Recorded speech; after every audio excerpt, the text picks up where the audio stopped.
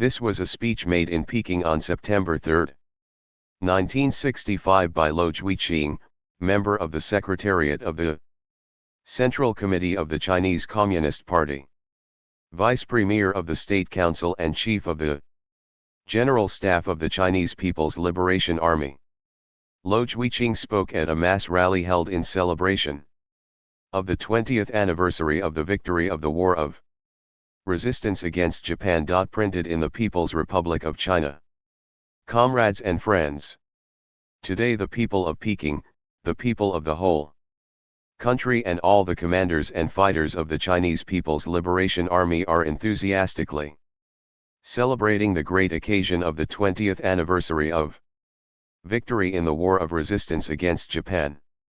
This victory achieved by the Chinese people under the brilliant leadership of the Communist Party of China and Comrade Mao Zedong was a victory of immense historic importance. During the War of Resistance, the anti-fascist people of the world gave powerful support to the Chinese people, while the War of Resistance waged by the Chinese people in turn extended tremendous support to the World Anti-Fascist War. Our victory in the War of Resistance against Japan was a major victory in the world war against fascism. For almost 100 years after the Opium War of 1840, the Chinese people had waged heroic struggles against imperialist aggression, advancing wave upon wave. But none of these struggles was able to end in complete victory. In the War of Resistance against Japan, the Chinese people, under the leadership of the Chinese Communist Party and Comrade Mao Zedong, were eventually able to defeat Japanese imperialism after 8 years of heroic resistance amid untold difficulties, and won the first great victory in modern Chinese history in their wars against aggression. On the basis of this victory, the Chinese Communist Party led the Chinese people in defeating the Kuomintang reactionaries, who had 1. brazenly launched the counter-revolutionary civil war with the support and guidance of U.S. imperialism, and in founding the great People's Republic of China. The long-suffering Chinese people stood up like a giant, overthrowing imperialism, feudalism, and bureaucrat capitalism, which had weighed them down like 3 great mountains. By her victory in the War of Resistance and in the subsequent War of Liberation, China, with nearly 1/4 of the world's population, was transformed from a semi-colonial and semi-feudal country subject to the bullying and aggression of the imperialist powers into a great socialist country, a mighty stronghold firmly opposing imperialism and supporting the liberation movements of all the oppressed nations and peoples. The triumph of the Chinese Revolution drastically changed the world balance of forces as between revolution and counter-revolution. This was another world historic victory in succession to the October Revolution, a historic victory for Marxism-Leninism and for the thought of Mao Zedong.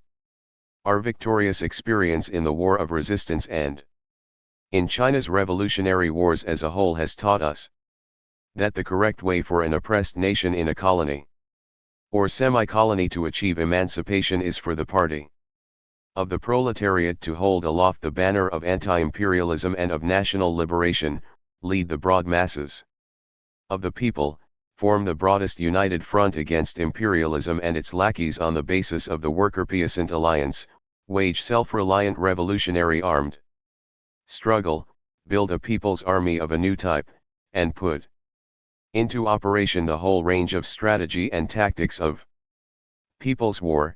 It is of particular importance for the party of the proletariat to go deep into the rural areas, establish 2. revolutionary base areas there, and use the villages to encircle and finally capture the cities until nationwide victory is achieved. In his article Long Live the Victory of People's War, written in commemoration of the 20th anniversary of victory in the War of Resistance against Japan, Comrade Lin Piao has given a systematic and penetrating explanation of the rich experience gained by the Chinese people in their more than 20 years of People's War, and of Comrade Mao Zedong's theory of People's War, and its profound international significance. In connection with the present struggles against U.S. imperialism and modern revisionism, he has shown that the Khrushchev revisionists are betrayers of People's War and that People's War waged by the revolutionary peoples is the victorious path for defeating U.S. imperialism and its lackeys. We should all study his article seriously. We relied on People's War to defeat Japanese imperialism and the Kuomintang reactionaries. We must likewise rely on People's War to defeat any war of aggression which U.S. imperialism may launch against us and to defend our socialist motherland and world peace. In commemorating the great victory of the War of Resistance against Japan, we must enhance 100-fold our confidence in our ability thoroughly to defeat U.S. imperialism, and must resolutely fight the Khrushchev revisionists' perfidy in playing up the horrors of war to intimidate the people of the world. As soon as the German, Japanese, and Italian fascists collapsed, U.S. imperialism took over, followed in their 3 footsteps, and actively pursued a counter-revolutionary global strategy in its vain efforts to dominate the world. The U.S. imperialist policies of aggression and war have become still more blatant and bloodthirsty under the present Johnson administration. The Johnson doctrine is neo-Hitlerism, neo-fascism. It means aggression and war. Imperialism, though ferocious in appearance, is not all-powerful in reality and can definitely be defeated. The really invincible forces are those of the people. This truth has been borne out by the Chinese people's victory in the War of Resistance against Japan. Just as the Japanese and the German and Italian fascists of the 1940s were defeated, so the U.S. imperialists of the 1960s can surely be defeated too. But is not U.S. imperialism the strongest of all the imperialist powers? Does it not possess atom bombs, which Japanese, German and Italian fascism did not have? Why do we say that the United States, too, can definitely be defeated? The course of history has provided the answer to this question. Compare the conditions under which Japanese, German and Italian fascism unleashed war with those now confronting U.S. imperialism, and the answer becomes quite clear. We say that U.S. imperialism can definitely be defeated because, in the first place, the world balance of forces has drastically changed. U.S. imperialism is in a much less favorable position than were German, Japanese and Italian fascism in the past. The balance of forces as a whole was temporarily favorable to the fascist aggressors and unfavorable to the people of the various countries when Japanese, German, and Italian fascism launched their wars of aggression in the 1930s. The Soviet Union was then the only socialist 4 country. China was still an extremely poor and backward colonial, semi-colonial and semi-feudal country. Our party was still very weak, and the army it led was barely more than 40,000 strong. Whether we consider the world as a whole or China by herself, the people's cause was going through a period of acute hardship. Abyssinia's war of resistance against Italy failed, and the Spanish Revolution was stamped out. Hitler swept across the continent of Europe in a matter of months. In the east, the Japanese fascists not only occupied half of China's territory, but seized almost the whole of the Western Pacific. But what is the situation today?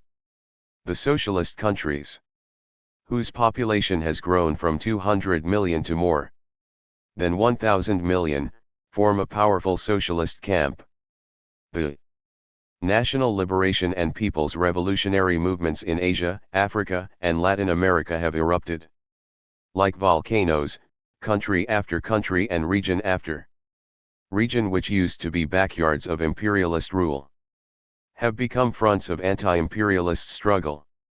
There have been new developments in the working class movements in the capitalist countries. The imperialist system is heading for total collapse, and the general crisis of capitalism is becoming sharper than ever. In the world arena, the east wind is prevailing over the west wind. The forces of socialism are surpassing those of imperialism. The forces of peace are surpassing those of war, and the revolutionary forces are surpassing the counter-revolutionary forces. The united front against U.S. imperialism today is much broader than the anti-fascist front in the past. The Japanese, German and Italian fascists were utterly defeated in the wars they launched when the balance of forces was temporarily in their favor. How can U.S. imperialism fare better today in provoking and 5. expanding wars under conditions in which the balance of forces is so unfavorable to it? We say U.S. imperialism can definitely be defeated. Also because the United States is now beset by all the revolutionary peoples waging anti-imperialist struggles. Militarily speaking, it has become weaker and more helpless in the face of people's war as compared with the predecessors, fascist Germany, Japan, and Italy.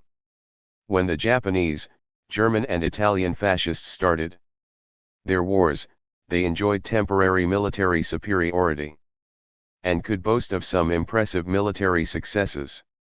But U.S. imperialism is now suffering one defeat after another, and its much vaunted naval and air superiority is no longer of any avail.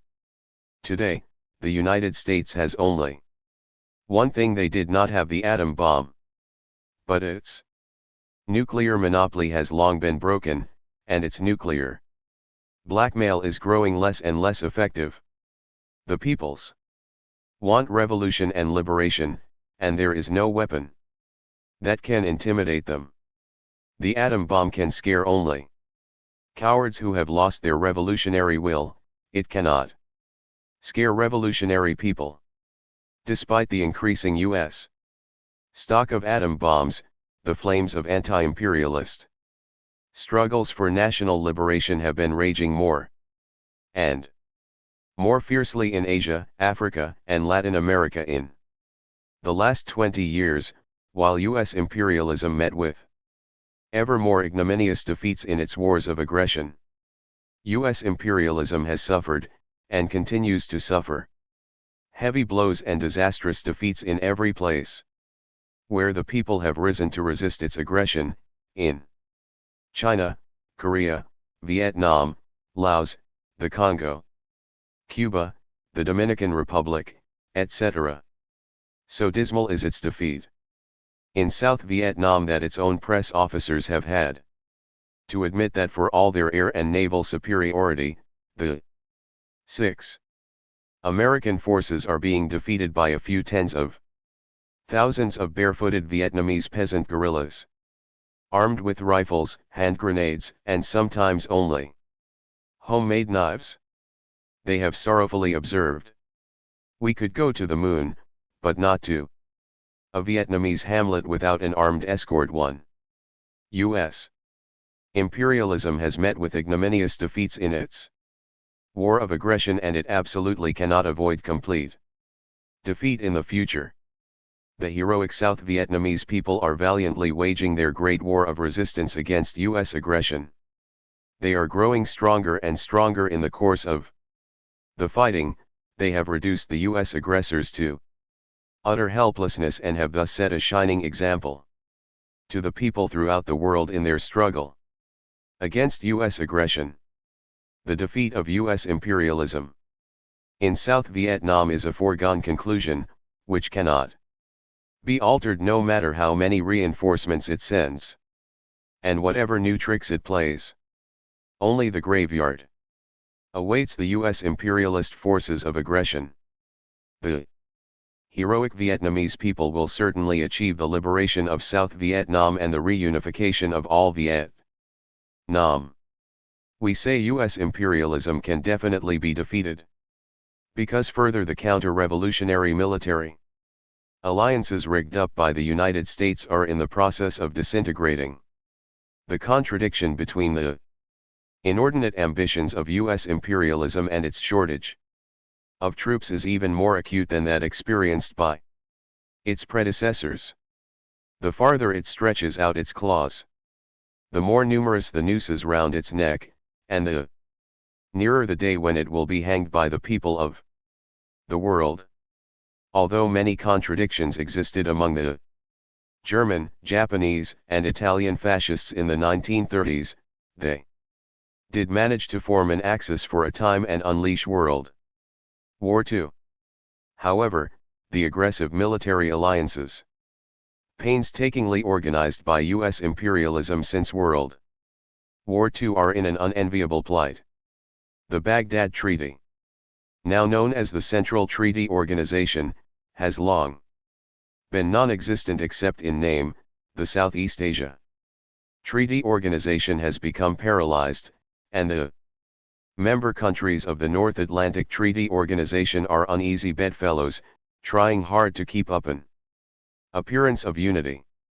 US imperialism organized these military alliances under the banner of anti-communism and anti-socialism, but its real aim is, in the first place, to control and seize the middle zone in the vast areas between the United States and the socialist camp.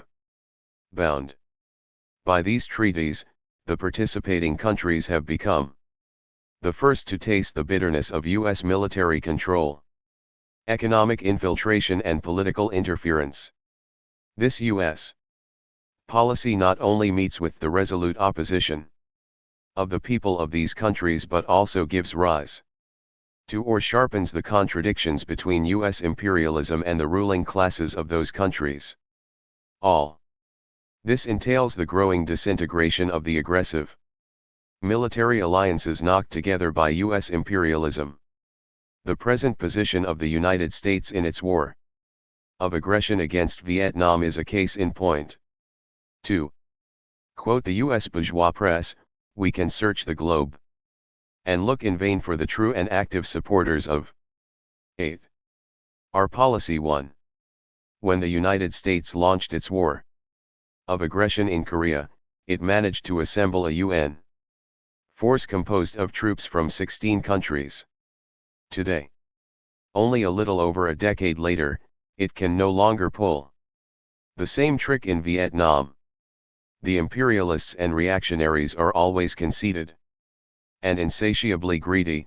They overestimate their own strength and underestimate that of the people. This is their incurable malady.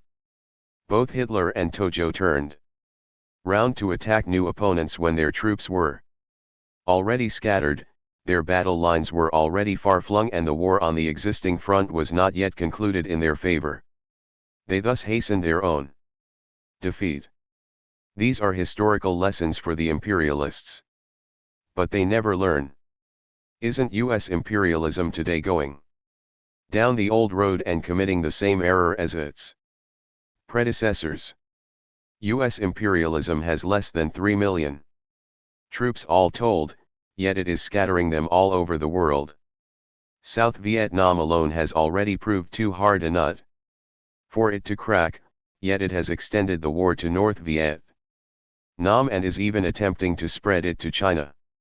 What will this bring about except a speedier defeat?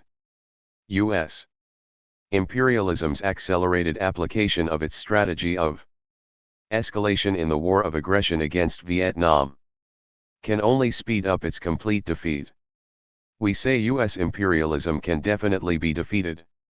Also because the people of the world today are awakened as never before, and because it is still more difficult for US imperialism to expand a war by exploiting anti-communist propaganda and playing on racist sentiments. Walter Lippmann, New York Herald Tribune, April 21, 1965. 9.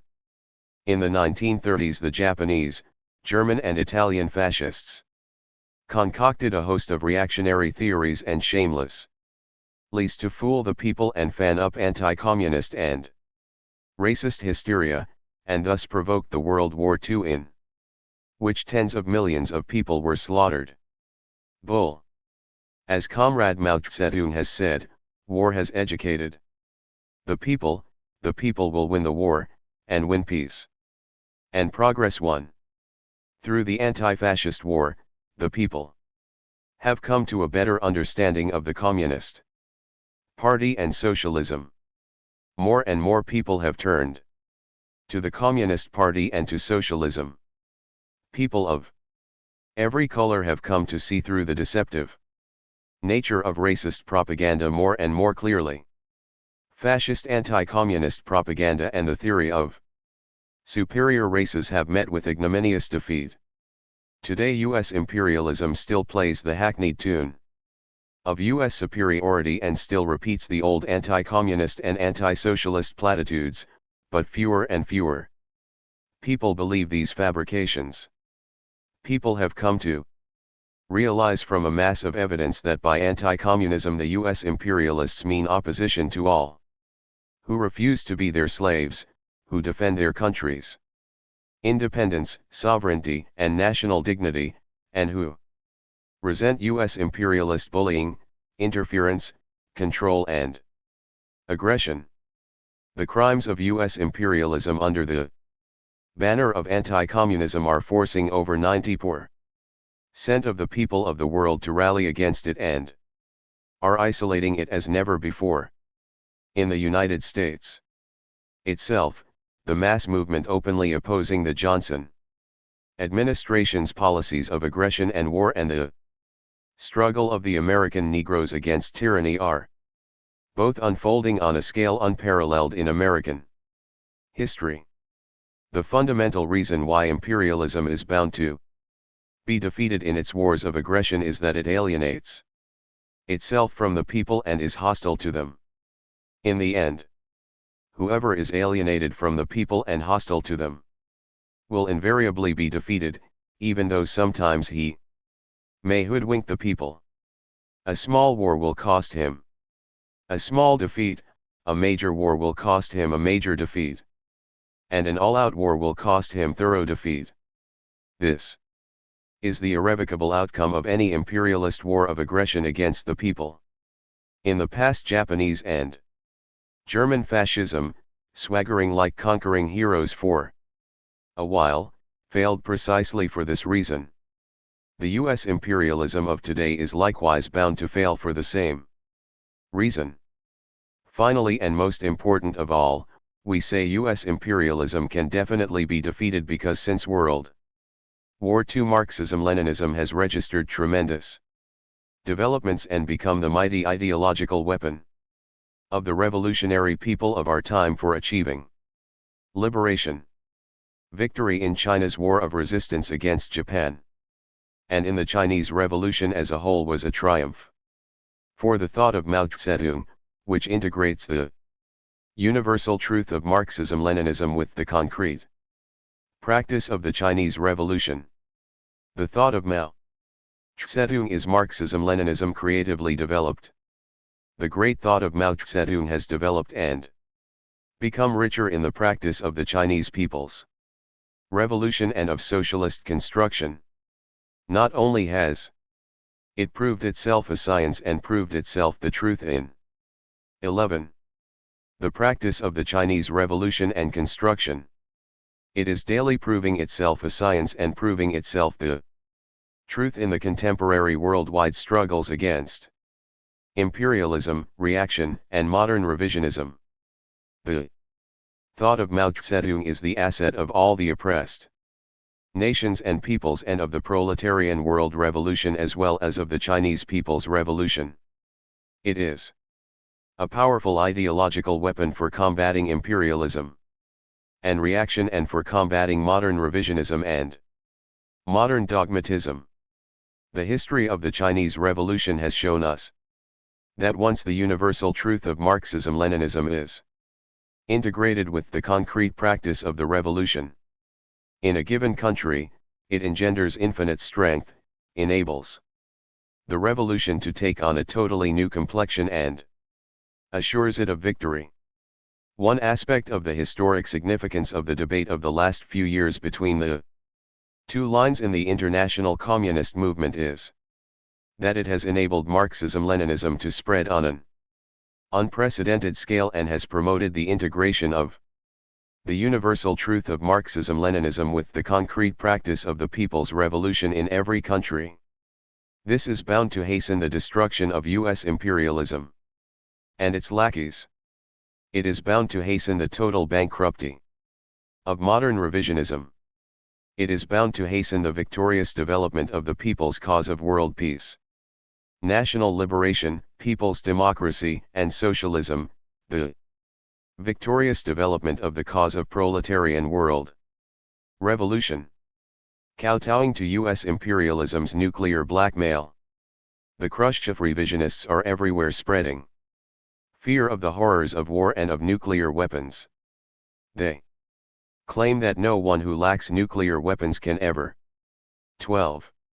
Expect to defeat a nuclear power in war, that if a single spark of a national liberation war is not immediately extinguished, it will inevitably touch off a nuclear world conflagration which will destroy the whole globe, and that if the socialist countries firmly resist imperialist aggression, alack and alas, they will see the gains of years of peaceful construction reduced to ashes.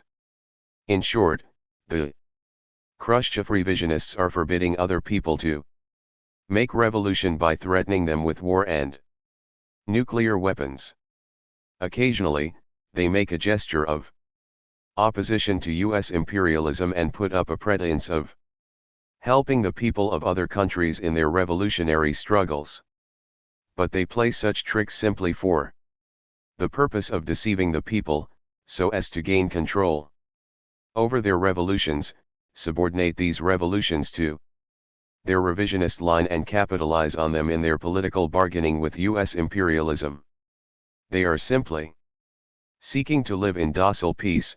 They want to dominate the world jointly with the U.S. nuclear overlord, and to this end they do not scruple to sell out their friends and brothers. Their actions have greatly encouraged U.S. imperialism in its war adventures and have swollen its aggressive arrogance. But since U.S. imperialism cannot frighten the people with its war blackmail, how can the Khrushchev revisionists succeed in frightening them by propaganda about the horrors of a nuclear war? Their actions will neither extinguish the raging flames of the people's struggle against imperialism nor ensure their own security. Like all other revisionists in the past, they can only come to an ignominious end. In commemorating the great victory of the war of resistance against Japan, we must remember the 13. historical lesson which the Japanese, German and Italian fascists taught us by launching war behind the smoke screen of peace, and we must redouble our vigilance against the U.S. imperialist plots to launch and expand wars of aggression by means of peace swindles. We must firmly oppose the Khrushchev revisionists' perfidy in trying to deceive the people of the world.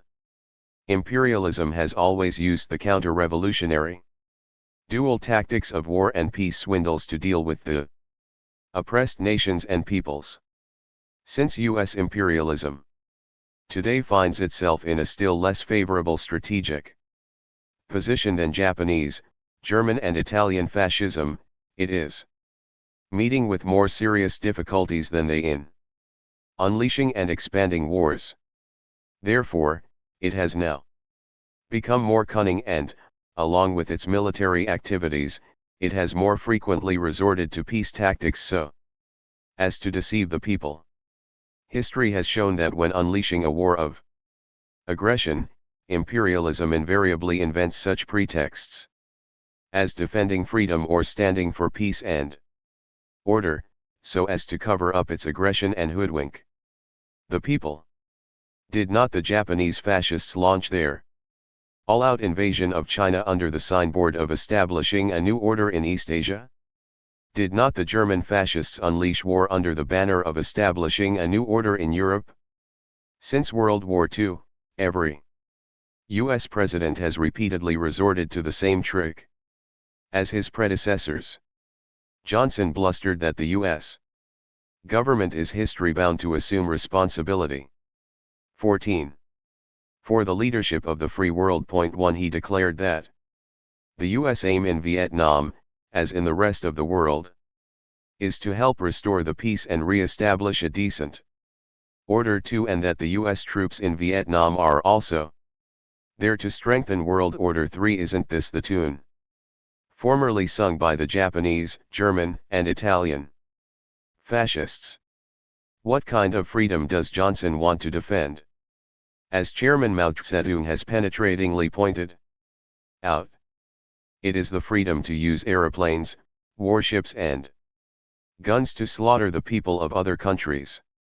It is the freedom to seize the territory of other countries at will, the freedom to trample their sovereignty underfoot at will.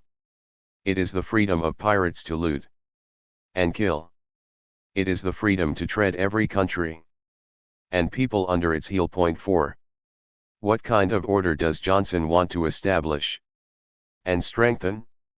It is the order of gangsters, which would allow them to burn and kill but forbid the people to strike back in self-defense. The Japanese fascists set up its new order in China by resorting to the policy of kill all, burn all and loot all.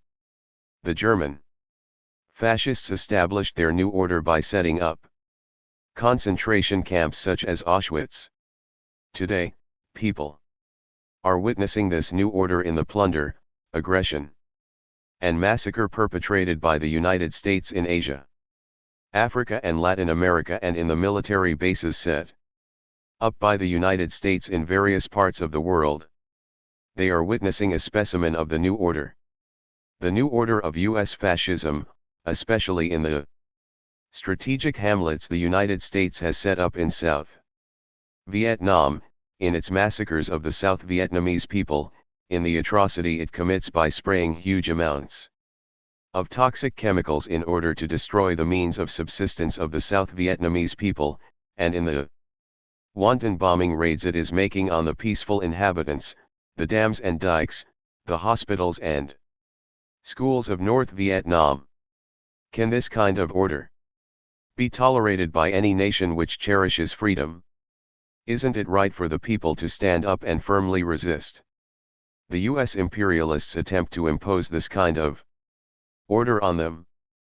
Both the record of the war of resistance against Japan and the current facts of the struggle against U.S. imperialism teach us that the people have no freedom.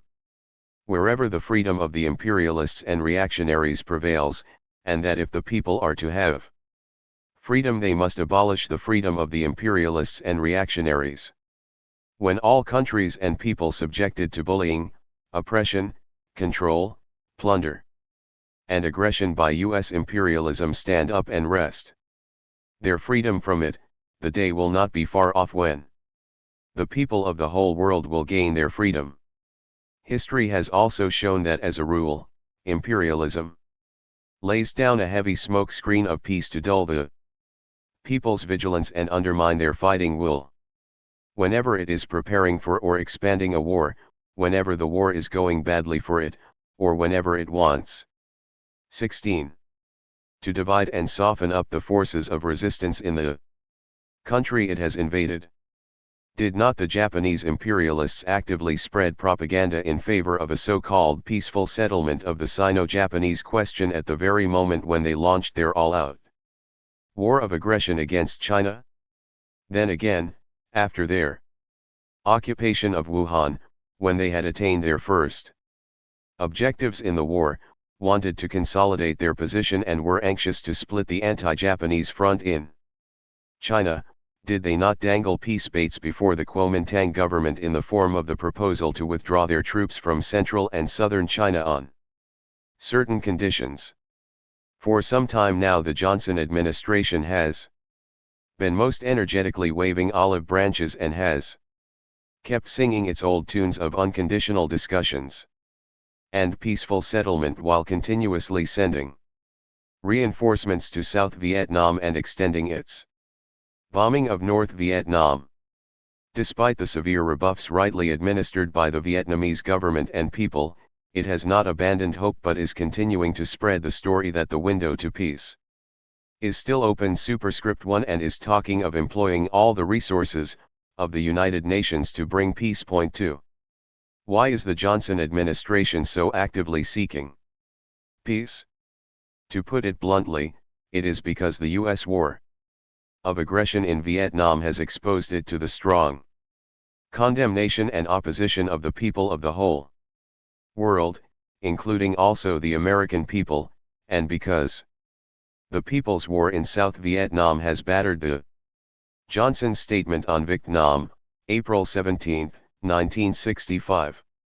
To Johnson's press conference of July 28, 1965. 17. U.S. imperialist colossus and reduced him to impotence. It is this that compels the Johnson administration to resort to the trick of peace negotiations in order to deceive the people, allay world opinion, sow discord among the forces opposed to U.S. aggression and weaken their morale, and so gain a breathing space to consolidate its position and gather strength for still bigger ventures. We have pointed out long ago that every time the U.S. imperialists sanctimoniously talk peace, they add another faggot to the fire of their war of aggression in Vietnam and escalate the war another notch, and the more loudly they talk it the bigger the flames of war. While assiduously hatching peace frauds, the Johnson administration is hastening reinforcements to South Vietnam and continuously extending its bombing of North Vietnam. It is threatening the Vietnamese people by saying that it will direct them to the conference table by death and desolation. 1. It is threatening the Chinese people and the peoples of Southeast Asia by declaring that the United States is ready to fight an Asian war. It is even indulging in open military provocations against the Chinese people and blustering that the idea of the sanctuary is dead too, and has brazenly sent aircraft in harassing flights over Hainan Island and Yunnan Province. In the face of such frenzied war acts and war blackmail, isn't what Johnson really means by peaceful settlement clear enough? In short, like the Japanese, German and Italian fascists, the U.S. imperialists wear white gloves after slaughter one ibid-ing people in order to cover up their blood-stained hands and hide their odious wolf-like features with a Buddha's mask. But their very actions belie them. The more they attempt to hide their blood-stained hands and wolfish teeth, the more they show themselves up for what they really are under the harsh glare of daylight. And thus they serve as the best teachers of the people. By negative example, thousands of sanguinary lessons have taught a growing number of people not to be duped. They have come to understand that genuine peace can only be won by resolutely carrying the struggle against U.S. imperialism through to the end and by shattering its plans of aggression and war.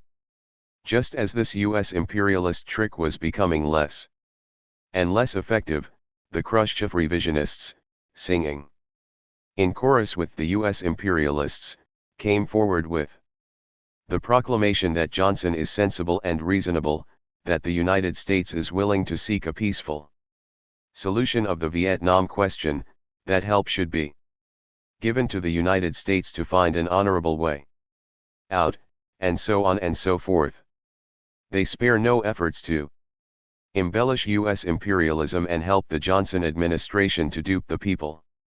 This is a most shameful betrayal of Marxism-Leninism, of the fraternal countries and the people of the world. But the U.S. imperialist lies have long been exploded.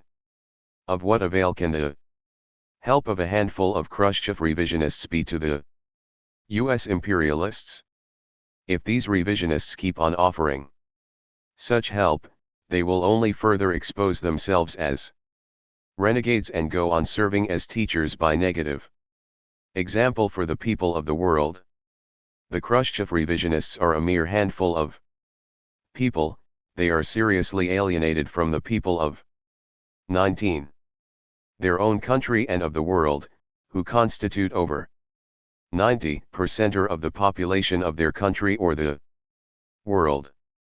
Their emergence is a bad thing which has brought temporary losses to the revolutionary cause of the people of the world.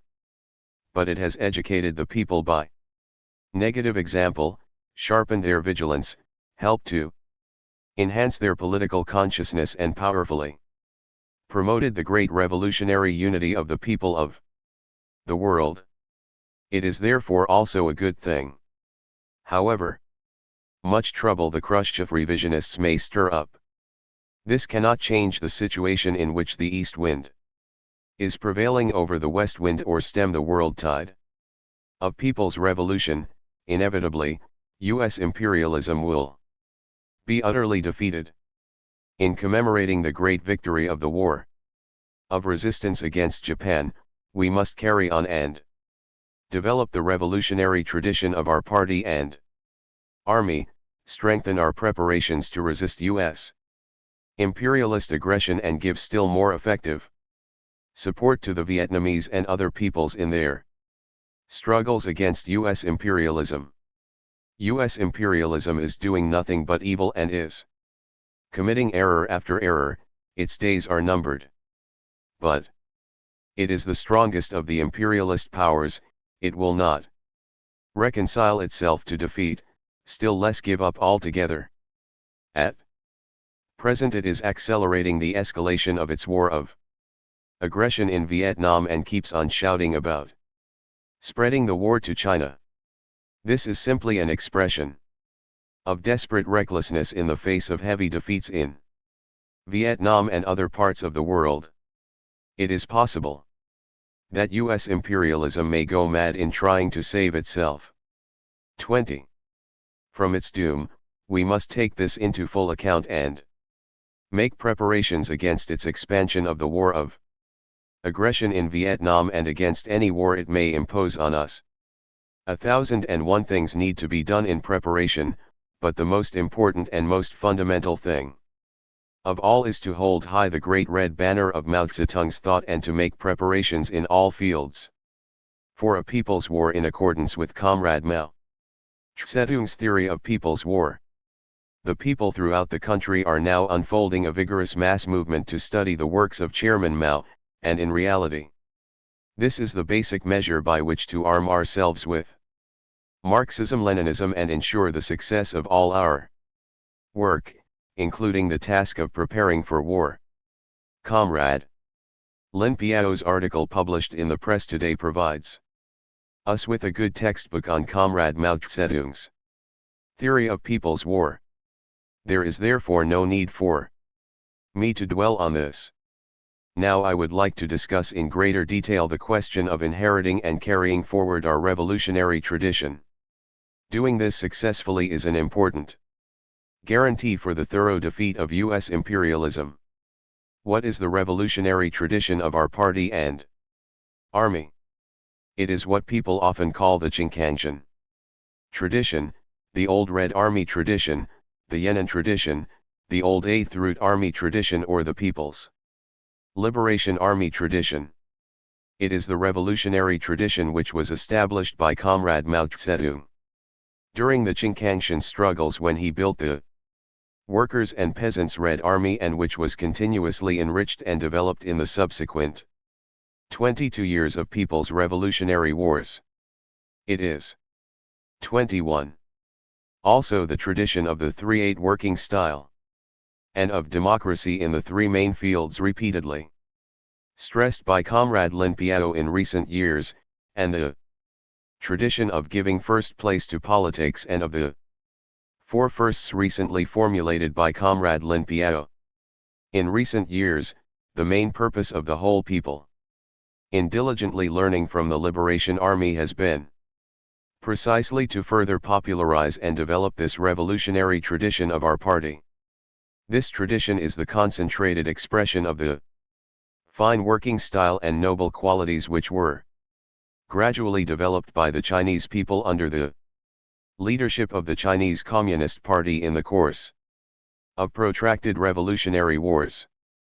It is extremely rich in content, and its primary and fundamental point is the revolutionary spirit, which means closely integrating oneself with the people and serving them wholeheartedly, devoting oneself to others without any thought of self, concerning oneself solely with the supreme interests of the people and the revolution, and regarding it as the greatest happiness to devote oneself to the cause of the people's liberation. Imbued with this spirit, one will show superlative heroism and face death with equanimity. In revolutionary struggle one will not fear hardships, but take pride in them. One will give full play to his initiative, creativeness, talents, and wisdom. One will overcome any unhealthy tendencies and be able correctly to understand and execute the party's policies and decisions, surmount one difficulty after another and advance from victory to victory in revolutionary war or other revolutionary work. If a person is imbued with this tradition, he will be most courageous, intelligent, and resourceful. If an armed unit has this tradition, it will be a unit 22. Which is most militant and staunch, most flexible and invincible. Thanks to this revolutionary tradition, we defeated the Japanese imperialists and the Kuomintang reactionaries in the past. In future, we shall rely on the same tradition thoroughly to defeat the US imperialists and any reactionaries who dare to unleash a war against us.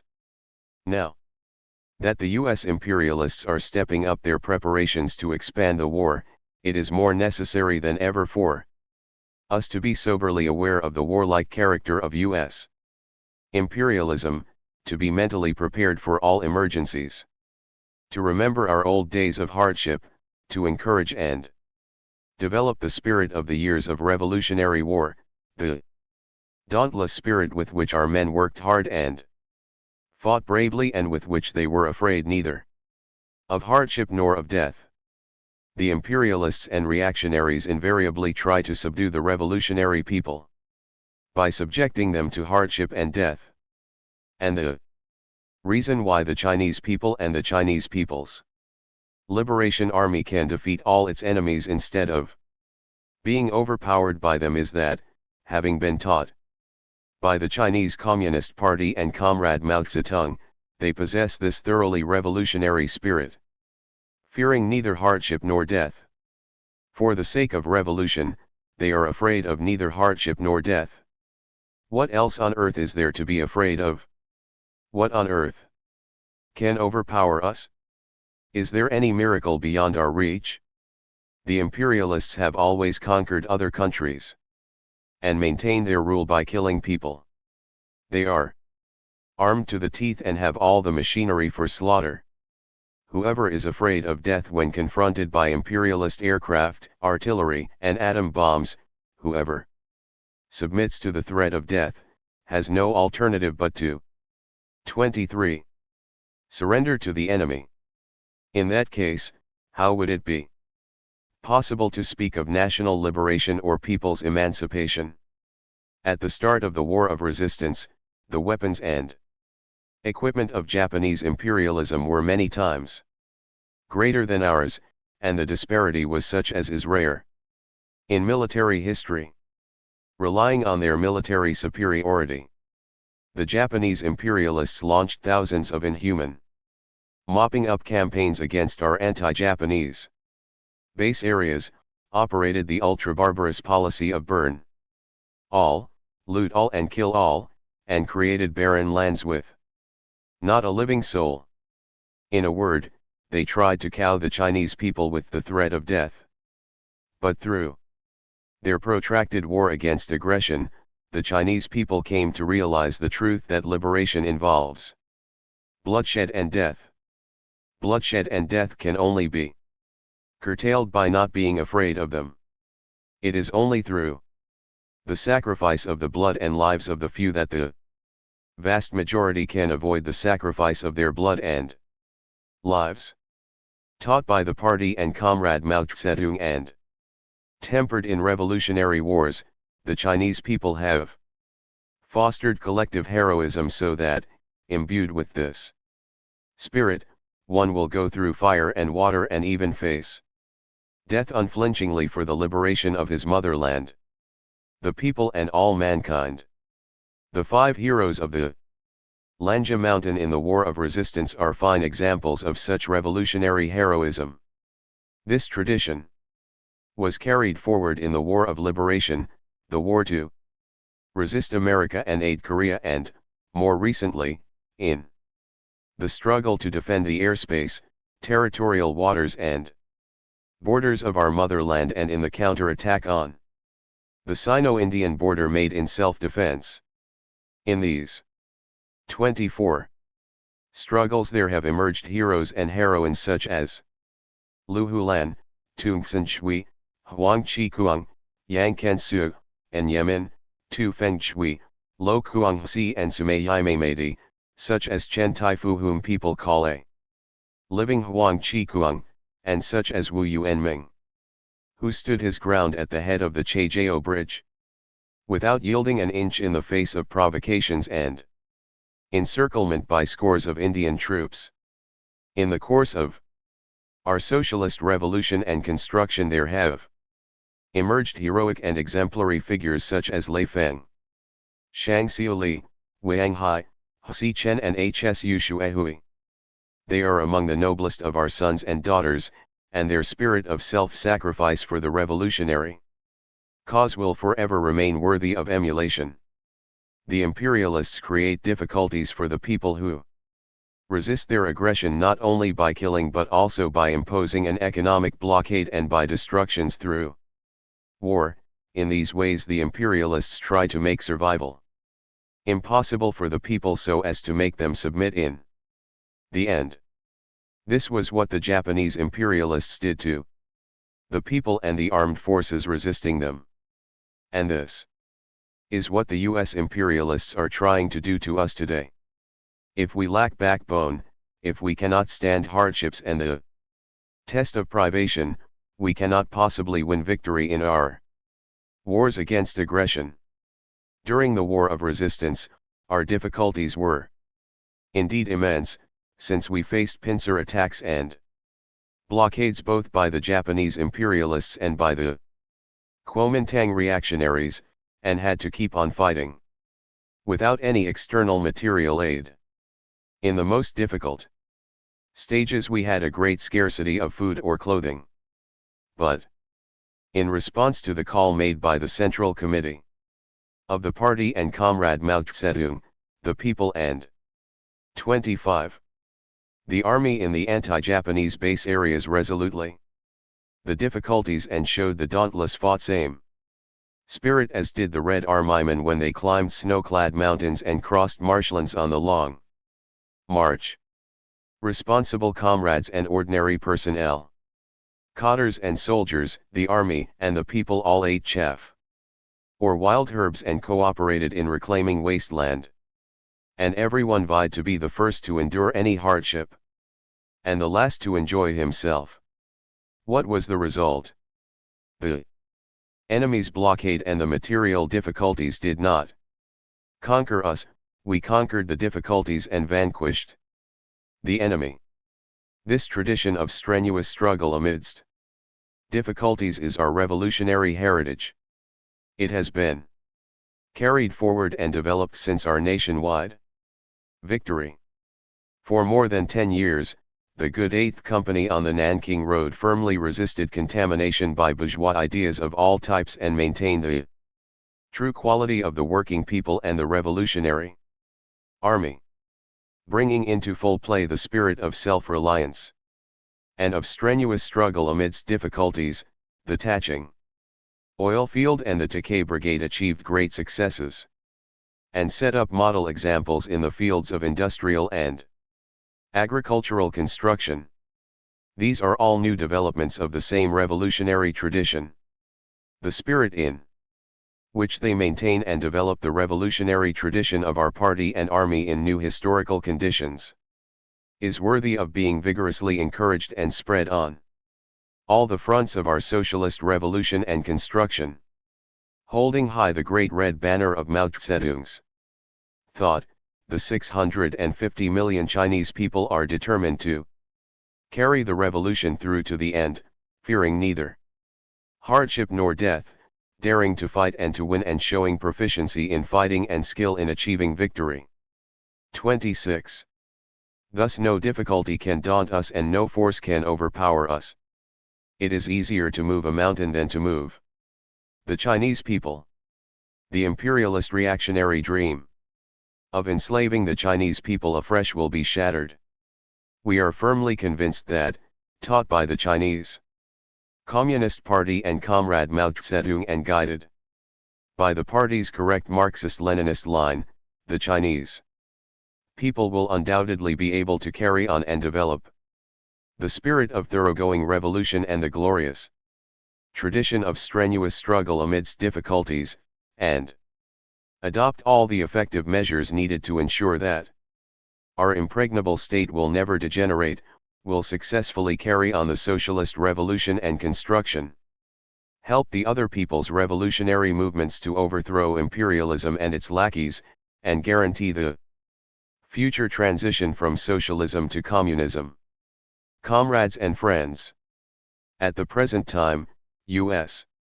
imperialism is pressing forward with its counter-revolutionary global strategy for world hegemony and is intensifying its war of aggression against the Vietnamese people.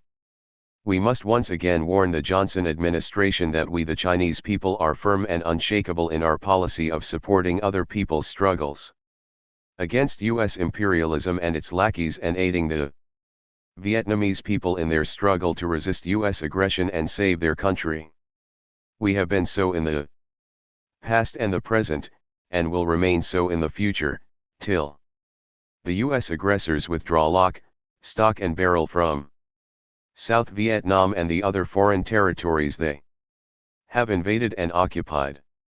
U.S. imperialism, which has always set itself against the Chinese people, is still occupying Taiwan. We will 27. Definitely liberate Taiwan and fulfill the sacred task of reunifying our motherland.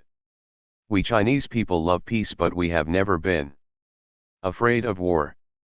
If U.S. imperialism insists on imposing war on us, there is nothing terrifying about that.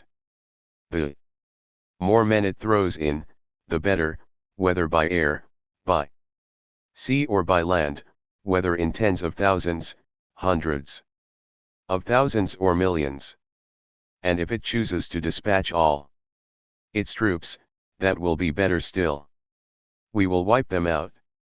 If they come, the more they come, the more we will wipe out. If the whole lot of them come, we will wipe out the whole lot. The U.S. aggressors have already become irretrievably bogged down in South Vietnam by a war of the entire people. If U.S. imperialism should dare to send its troops to invade China, the fate awaiting it can be none other than complete destruction. U.S. imperialism is trying to use the handful of Japanese fascist forces to revive Japanese militarism as an instrument for launching new wars in the East.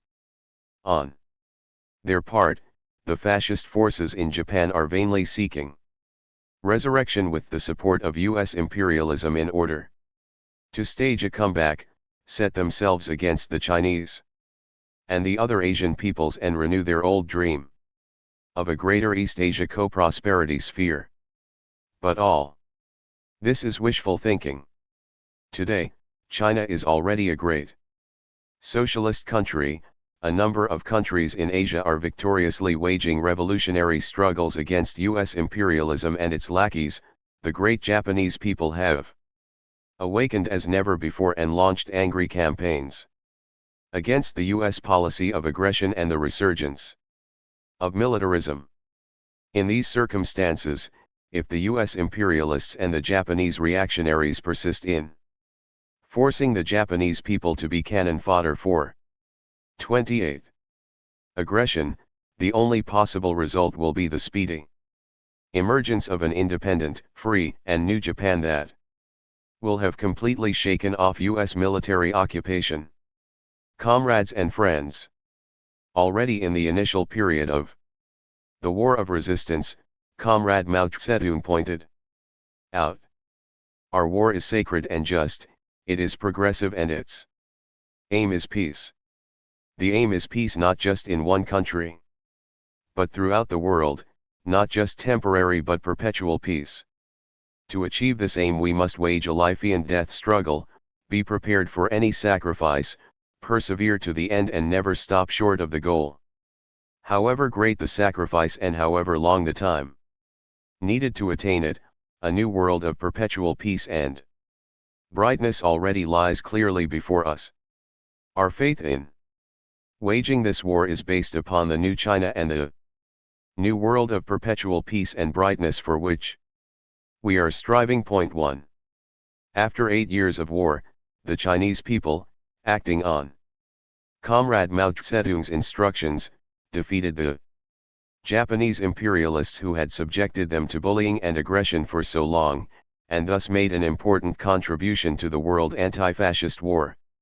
Today, if US imperialism dares to launch a war of aggression against China, the Chinese people will unquestionably be able thoroughly to defeat the US aggressors and make a new contribution to still greater victories in the cause of world peace, national liberation, people's democracy and socialism by cooperating with the other peoples of the world in thoroughly defeating US. I'm 1 Mao Zedong, on Protracted War, Selected Works, Volume 2. 29. Imperialism, the most ferocious common enemy of the people of the world, and its lackeys. Victory is certain to go to the Chinese people. Victory is certain to go to all the oppressed peoples and nations. Long live the great unity of the people of the world against US imperialism. Long live the great Chinese people. Long live the great People's Republic of China. Long live the great, glorious, and correct Chinese Communist Party. Long live our great leader Chairman Mao Zedong.